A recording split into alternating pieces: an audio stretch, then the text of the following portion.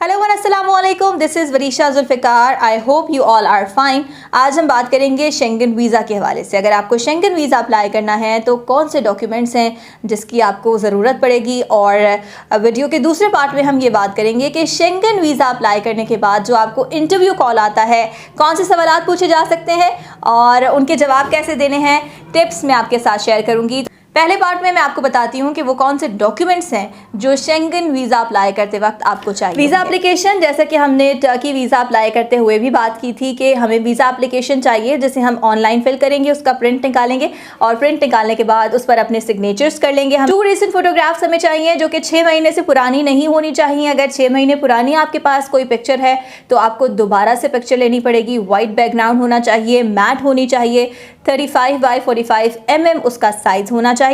Valid passport 3 months की उसकी validity होनी ही चाहिए। अगर इससे कम वैलिडिटी है तो आपको दूसरा पासपोर्ट बनवाना पड़ेगा। उस पर 2 ब्लैंक पेजेस होने चाहिए। 2 ब्लैंक पेजेस हमें इसलिए चाहिए होते हैं कि जब आपको वीज़ा आता है लगकर तो उसका एक स्टिकर है जो पासपोर्ट पे लगाया जाता है और उसके लिए 2 पेज रिक्वायर्ड होते हैं।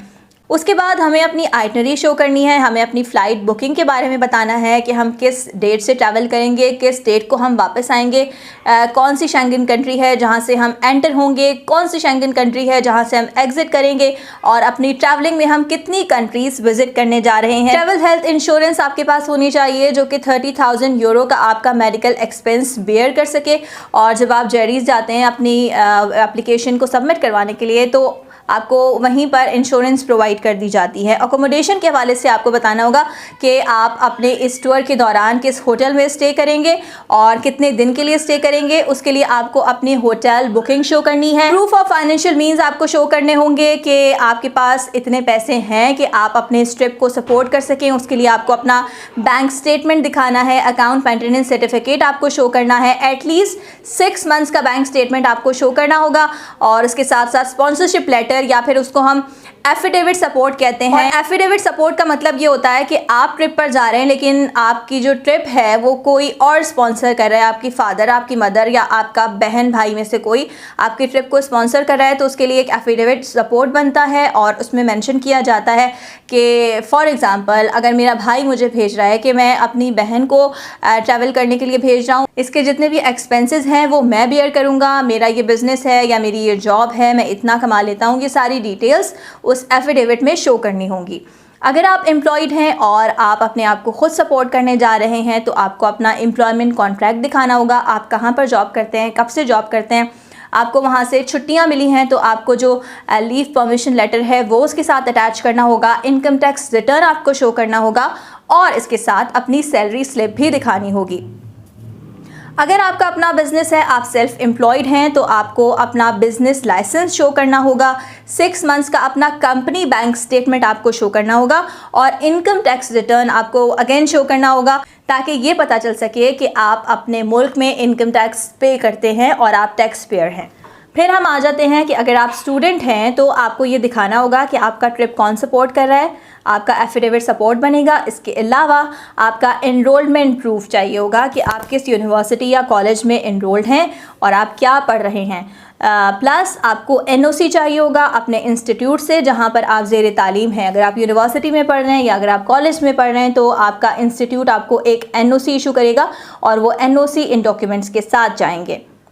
ट्रैवल आइटनरी आपको चाहिए होगी जो कि कवरिंग लेटर, इससे पहले वाले वीडियो में मैंने आपको बनाना बताया था और डिस्क्रिप्शन में मैंने पूरा कवरिंग लेटर भी डाला हुआ है। उसकी जो लिंक है वो मैं आपको दे दूंगी। अगर आपको कवरिंग लेटर के हवाले से कोई हेल्प चाहिए तो आप उस वीडियो को देख सकते हैं। कवरिंग लेटर में आपको ये बताना है कि आपकी ट्रिप की क्या डिस्क्रिप्शन है, आप कहाँ पर जा रहे हैं, आपका पर्पस ऑफ ट्रैवलिंग क्या है, आप कौन कौन से प्लेसेस को विजिट करने जा रहे हैं, आप कितने अरसे के लिए जा रहे हैं, और आपका पर्सनल डेटा लाइक आपका पासपोर्ट नंबर, आपका CNIC नंबर, आपका नाम, आपके फादर का नाम, ये तमाम चीज़ें कवरिंग लेटर में कवर होती हैं। अब एक सवाल ये आता है कि जब हम 3 या 4 कंट्रीज़ में ट्रैवल करेंगे शेंगन कंट्रीज़ में, तो हमें वीज़ा किस कंट्री से अप्लाई करना है। जिस कंट्री से आपने एंटर होना है आप उस कंट्री का वीज़ा अप्लाई करेंगे और उसमें ये भी आपको मेंशन करना होगा कि आपका लास्ट डेस्टिनेशन क्या है, आप किस कंट्री से एग्जिट होंगे। सो आप जिस शेंगन कंट्री से एंटर होंगे आपको उसी एम्बेसी, कॉन्सुलेट या वीज़ा सेंटर में जाकर अपना वीज़ा एप्लीकेशन सबमिट करवाना होगा। 10 to 15 वर्किंग डेज में आपका वीज़ा आ जाता है और आपका वीज़ा उस डेट से आपको वैलिड होता है जो डेट आपने मेंशन की होती है, और उसके बाद 15 दिन के अंदर अंदर आपको वापस भी आना होता है। इसकी वैलिडिटी और इसकी एक्सपिरेशन बहुत कम होती है, लिमिटेड होती है। इसलिए जब आपने ये वीज़ा अप्लाई करना है तो अपनी वही ट्रैवलिंग डेट्स मेंशन करनी है जिन ट्रैवलिंग डेट्स पर आप ट्रैवल करना चाहते हैं, अदरवाइज़ आपका वीज़ा आपके लिए यूज़लेस होगा। अगर आप ये सोच रहे हैं कि हम वीज़ा अप्लाई करने के बाद जब वीज़ा आ जाएगा तो अपने हिसाब से अपनी ट्रैवलिंग डेट्स एडजस्ट कर लेंगे, तो ऐसा हो नहीं सकता। जो डेट्स आपने मेंशन की होती हैं ज़्यादातर ऐसा ही होता है कि उन्हीं डेट्स के हिसाब से आपको वीज़ा मिलता है। 12 दिन या 15 दिन, जितने दिन का आप प्लान शो करते हैं और जिस डेट से आप प्लान शो करते हैं, अपनी बुकिंग शो करते हैं, अपनी फ़्लाइट डिटेल्स शो करते हैं, उस हिसाब से आपको 15 दिन का वीज़ा मिलता है और 15 दिन के बाद वो वीज़ा एक्सपायर हो जाता है। शेंगन वीज़ा के रिजेक्शन रेट्स बहुत हाई होते हैं और क्योंकि इसमें इंटरव्यू इन्वॉल्व होता है। अगर आपको कोई ये कहता है कि शेंगन कंट्रीज़ के लिए अगर आप अप्लाई करने जा रहे हैं तो उसका इंटरव्यू नहीं होगा, तो ये सरासर गलत है। 1-on-1 इंटरव्यू होता है और उसमें कौन से सवालात पूछे जाते हैं ये मैं आपको वीडियो के नेक्स्ट पार्ट में बताऊंगी। इसकी फ़ीस के बारे में मैं आपको बता दूं कि इस वक्त $90 इसकी फ़ीस है और अगर पाकिस्तानी रुपये में कन्वर्ट करें तो 14,200, 100 और इस तरह का कोई फिगर आता है, वो डॉलर के हिसाब से आप कन्वर्ट कर सकते हैं। बट इसकी जो फ़ीस है विज़िट वीज़ा या टूरिस्ट वीज़ा की फ़ीस शेंगन कंट्रीज़ के लिए वो $90 है। ये तो थे वो डॉक्यूमेंट्स जो आपने अपनी वीज़ा एप्लीकेशन के साथ लगाने हैं। अब हम वीडियो के दूसरे पार्ट में ये बात कर लेते हैं कि वो कौन से सवालात हैं जो इंटरव्यू के दौरान आपसे पूछे जा सकते हैं। सबसे पहले मैं आपको ये बताऊं कि आप जितने कॉन्फिडेंट होंगे, आपकी बॉडी लैंग्वेज जितनी कॉन्फिडेंट होगी, आपके वीज़ा लगने के चांसेस उतने ही हाई होंगे। अगर तो आपने अपने डॉक्यूमेंट्स में कोई 2 नंबरी की है, आपने फेक डॉक्यूमेंट्स लगाए हैं, आपने फ्रॉड करने की कोशिश की है, तो ये बात बहुत क्लियर है कि वीज़ा ऑफिसर यूं चुटकियों में पहचान लेगा। इसलिए ट्रांसपेरेंसी बहुत ज़रूरी है। आप किसी भी किस्म के डॉक्यूमेंट्स में अगर हेरा फेरी करते हैं तो फिर आप ये समझ लें कि आपका वीज़ा रिजेक्ट ही होगा। और जब शेंगन कंट्री का वीज़ा रिजेक्ट होता है तो पासपोर्ट पर उसका कोई स्टैंप नहीं लगाया जाता, आपको एक लेटर के ज़रिए उनके कुछ क्लॉजेज़ हैं उस हवाले से बता दिया जाता है। ज़्यादातर जो क्लॉज होता है वो 8 या 9 होता है, जिसमें ये मेंशन होता है कि हमें ये डर है, हमें ये डाउट है कि ये बंदा जो कि अपना वीज़ा अप्लाई कर रहा है, टूरिस्ट वीज़ा अप्लाई कर रहा है, ये 15 दिन के बाद वापस नहीं आएगा, ये स्लिप हो जाएगा। तो आपको अपने टाइज इतने स्ट्रॉन्ग शो करने हैं कि उनको ये डाउट ना हो कि आप वापस नहीं आएंगे, बल्कि वो भी इतने ही कॉन्फिडेंट हों कि आप घूमने फिरने की गर्ज से जा रहे हैं और ट्रैवलिंग के बाद आप वापस आ जाएंगे। आपकी बॉडी लैंग्वेज अगेन मैं आपको बता दूं कि बहुत काउंट करती है, आपको कंफ्यूज बिल्कुल नहीं होना है। अगर आपने सही सही अपनी तमाम तर डिटेल्स दी हैं तो आप आराम से जाइए, बैठिए और बिल्कुल सुकून से इंटरव्यू दीजिए, क्योंकि जो वीज़ा ऑफिसर है वो बहुत रूडली आपसे बात करते हैं। बहुत कम ऐसा होता है कि कोई हंसता मुस्कुराता आपको मिले। वीज़ा ऑफिसर्स बहुत रूडली बात कर रहे होते हैं, बहुत गुस्से में उनका फेस लग रहा होता है, वो बिल्कुल भी स्माइल नहीं करते। और ऐसा नहीं होता कि आप उनको देखकर थोड़ी सी हिम्मत पकड़ें कि नहीं यार मैं कर सकता हूँ। अगर आप यूएस वीज़ा के लिए जाते हैं तो वहाँ पर जो सिचुएशन है वो टोटली डिफरेंट होती है। वहाँ पर जो लोग इंटरव्यू ले रहे होते हैं वो बहुत फ्रेंडली होते हैं, लेकिन यहाँ पर जो मैंने नोट किया है, मैं अपना एक्सपीरियंस आपको बता रही हूँ कि जो वीज़ा ऑफिसर होता है वो बहुत रूडली बिहेव कर रहा होता है। वो आपका नाम पूछेगा, आपका एड्रेस पूछेगा, और अगर आपके CNIC पर 2 एड्रेस हैं तो वो आपके एड्रेस के हवाले से भी आपसे सवाल करेगा। इसका रीज़न क्या है कि आपके CNIC पर 2 एड्रेस हैं, तो आपको इस बात का जवाब देना पड़ेगा और आपको पता होना चाहिए कि आपने क्या जवाब देना है। आपको ये पता होना चाहिए कि अगर 2 एड्रेस हैं तो ऐसा क्यों है। आपके वर्क के बारे में पूछा जाएगा।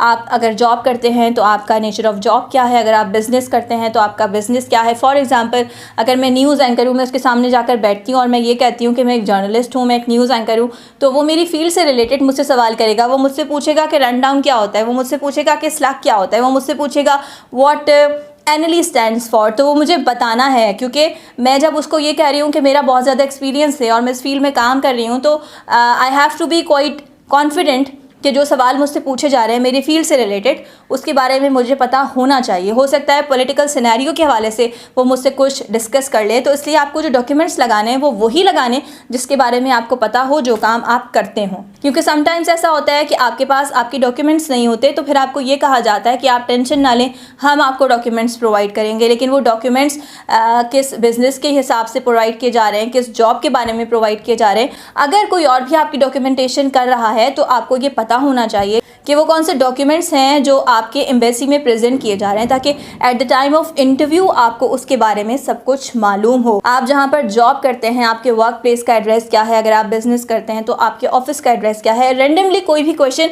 आपकी जॉब के हवाले से पूछा जा सकता है, आपके फाइनेंशियल स्टेटस के हवाले से पूछा जा सकता है, आपकी सैलरी कितनी है। फॉर एग्जाम्पल, अगर आपने ये शो किया है कि आपकी सैलरी 70,000 रुपीज़ है, तो आपका बैंक स्टेटमेंट बहुत डीपली जाकर स्टडी किया जाता है और ये देखा जाता है कि अगर 70,000 रुपीज़ हर महीने आपके अकाउंट में गिर रहे हैं तो वो किस अकाउंट से गिर रहे हैं।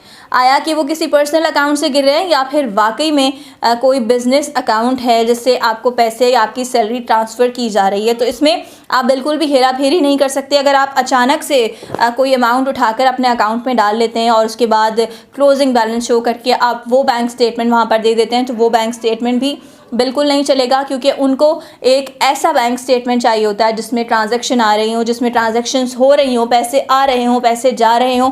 अदरवाइज़ वो जो आपका बैंक स्टेटमेंट है जिसमें आपने कुछ अर्से पहले पैसे डाले हैं वो काउंट नहीं होगा और आपका केस इससे वीक हो सकता है। आपके मैरिटल स्टेटस के बारे में पूछा जाएगा और फिर आपसे ये भी पूछा जाएगा कि अगर आप मैरिड हैं तो आप अकेले क्यों ट्रैवल कर रहे हैं, आप अपनी वाइफ के साथ ट्रैवल क्यों नहीं कर रहे, आपके कितने बच्चे हैं और आपके बच्चे क्या करते हैं, उनकी एज क्या है। तो इस बारे में भी आपको बताना होगा। जो भी रीज़न है वो आप कॉन्फिडेंटली उसको बता दें, लेकिन ये उसके ऊपर डिपेंड करता है कि वो उस रीज़न को मानता है या नहीं मानता। लेकिन अगर आपने कुछ उल्टा सीधा जवाब दे दिया, फॉर एग्ज़ाम्पल कि मैं अकेला इसलिए जा रहा हूँ, मेरी बीवी बीमार है, तो उसने आपसे ये पूछना है कि आपकी बीवी को जब आपकी ज़रूरत है तो फिर आपको इस वक्त ट्रैवलिंग की क्या ज़रूरत है। अगर आप सिर्फ घूमने फिरने के लिए जा रहे हैं तो आपको चाहिए कि इस वक्त अपना ट्रिप कैंसिल करें, अपनी बीवी को टाइम दें। और इसी से रिलेटेड ये भी क्वेश्चन पूछा जाएगा कि आपका पर्पज़ ऑफ ट्रैवलिंग क्या है, आप कहाँ पर स्टे करेंगे और क्या आपका कोई जानने वाला उन कंट्रीज़ में है जिन शेंगन कंट्रीज़ में आप घूमने जा रहे हैं। अगर तो आपने वो मेंशन किया है अपने डॉक्यूमेंट्स में,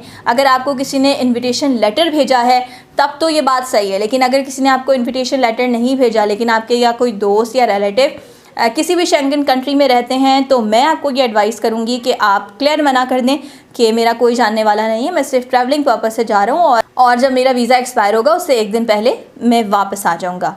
फिर आपसे ये भी पूछा जा सकता है कि आप यूरोपियन कंट्रीज़ घूमने के लिए जा रहे हैं, आपको यूरोप के बारे में क्या पता है, इससे पहले आपने यूरोप के बारे में क्या पढ़ा है, आप क्या जानते हैं, वो कौन सी चीज़ है जो आपको फैसिनेट करती है, आप क्यों इतने एक्साइटेड हैं, आप क्यों जाना चाहते हैं। अगर आप इटली जा रहे हैं, स्पेन जा रहे हैं, स्विट्ज़रलैंड जा रहे हैं, तो वहाँ पर वो कौन सी टूरिस्ट प्लेसेस हैं जिस पर आप विज़िट करेंगे और उनका बैकग्राउंड क्या है, क्या हिस्ट्री है। तो इस तरह के सवालात भी आपसे पूछे जा सकते हैं। और आपका लीगल स्टेटस पूछा जाएगा कि कभी आपके ऊपर कोई एफआईआर लॉन्च हुई हो, कोई आपके ऊपर केस बना हो, इस बारे में भी आपसे पूछा जा सकता है। तो आपको हर सवाल के लिए तैयार रहना है, प्रिपेयर्ड रहना है, कॉन्फिडेंट रहना है। आपको किसी भी चीज़ के लिए घबराना नहीं है, ये सोचना नहीं है कि ये मुझसे क्या सवाल कर लिया गया। सवाल आपके बारे में ही पूछा जाएगा, या तो उन डॉक्यूमेंट्स के बारे में पूछा जाएगा जो आपने लगाए हैं, और क्योंकि वो डॉक्यूमेंट्स आपके बारे में हैं, उन डॉक्यूमेंट्स के अंदर वही डिटेल्स है जो आपके बारे में है, तो फिर आपको उन डॉक्यूमेंट्स के हवाले से घबराने की, परेशान होने की बिल्कुल ज़रूरत नहीं है। आप सिंपल सीधे सीधे जवाब देते जाइए और उनको उन जवाबों पर कितना भरोसा है उनके ऊपर डिपेंड करता है। लेकिन रिजेक्शन रेट अच्छा खासा होता है शेंगन कंट्रीज़ का, इसलिए आपको इंटरव्यू के लिए प्रिपेयर होना चाहिए और इस चीज़ को अपने दिमाग में रखना चाहिए कि आपसे कोई भी सवाल किया जा सकता है तो आपको उसका जवाब बिल्कुल सही देना है और परेशान हुए बगैर। और जैसा कि मैंने आपको बता दिया, जो डॉक्यूमेंट्स प्रोवाइड किए गए हैं उसके अलावा और सवालात भी पूछे जा सकते हैं। आपकी मदर क्या करती हैं, आपके फादर क्या करते हैं, आप कितने सिबलिंग्स हैं, आपके बहन भाई क्या करते हैं, कितना कमा लेते हैं, आपके ऊपर कौन कौन डिपेंड करता है, आप किस किस को सपोर्ट कर रहे हैं। तो आपको ये तमाम चीज़ें शो करनी है। और प्लस अगर आपके पास कोई गाड़ी है, कोई घर आपके नाम पर है, कोई प्लॉट आपके नाम पर है, तो वो डॉक्यूमेंट्स भी अगर आप अपने वीज़ा एप्लीकेशन के साथ लगा देते हैं तो आपका केस स्ट्रॉन्ग हो जाता है, क्योंकि उससे आपके टाइज शो होते हैं कि आपके पास ये चीज़ें हैं, आपके पास ये एसेट्स हैं, और इस चीज़ से ये बात यकीनी हो जाती है कि आप वापस आएंगे और वहाँ पर स्लिप नहीं होंगे। और इन दी एंड आपकी ट्रैवल हिस्ट्री बहुत मायने रखती है कि आप इससे पहले कहाँ कहाँ ट्रैवल कर चुके हैं, उस बारे में भी आपसे पूछा जा सकता है।